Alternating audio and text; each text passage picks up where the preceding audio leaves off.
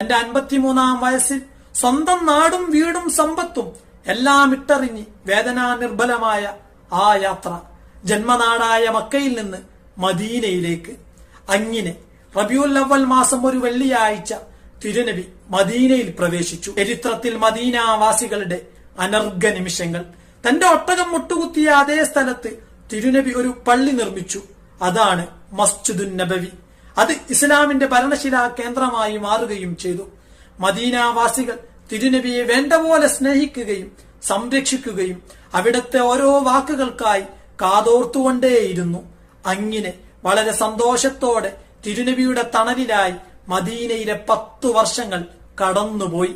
തിരുനബിയുടെ സുദീർഘമായ 23 വർഷത്തെ പ്രബോധന പ്രവർത്തനങ്ങൾക്ക് വിരാമമായി. മദീന പൊട്ടിക്കരയുകയായി. തന്റെ 63-ാം വയസ്സിൽ പ്രിയപത്നി ആയിഷ റളിയല്ലാഹു അൻഹ